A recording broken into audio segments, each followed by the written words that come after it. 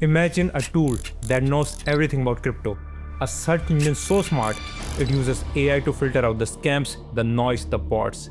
It's pitched as the Google for Web3, the Bloomberg terminal for the degens. This is AI powered. Smart search. Revolutionary.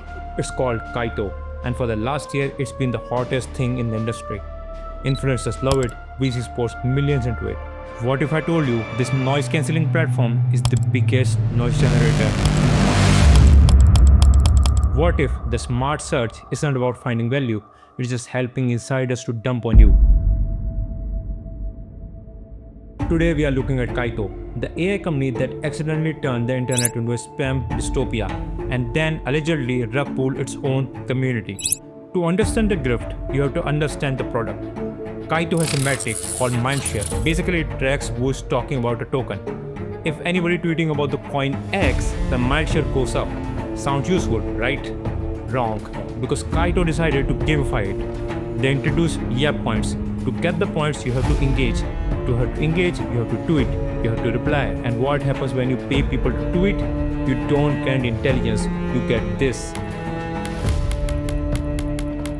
It is an infinite loop of garbage.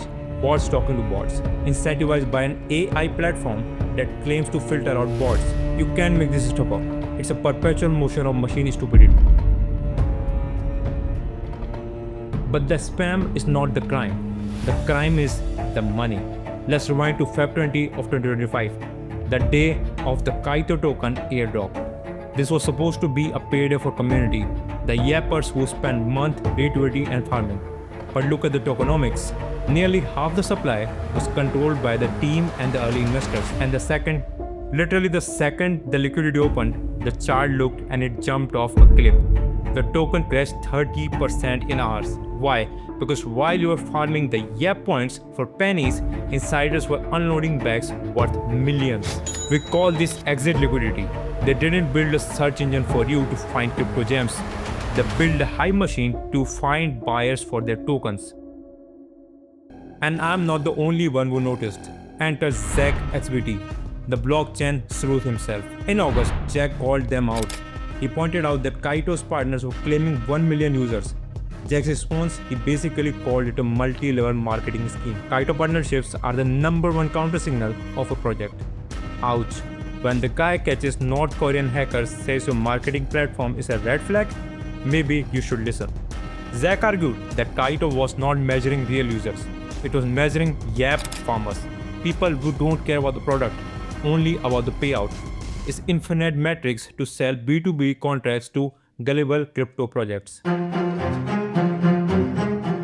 But it gets even messier, because when you build a house of cards, sometimes the wind blows it down.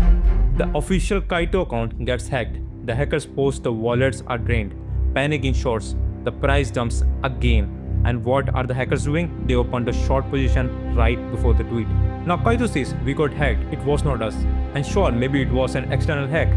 But when your token has already been dumped by insiders and your product is flooded with a spam, a hack that destroys the remaining value of retail investors just feels like a cherry on top of a disgusting sundae. So, what is Kaito? They pitch themselves as the future of AI, the truth engine of the blockchain. But the truth is on the blockchain, and it tells a very different story. It tells the story of a company that incentivized mass spam under the guise of data, allegedly allowed insiders to dump 40% of the supply on the retail heads, got called out by top investigators in the space for fake metrics. It's not a search engine, it's a Mindshare casino. And in this casino, the house, the VCs always win. And you, the YAP, just provide the liquidity. Don't be a yapper, and definitely do not buy the dip.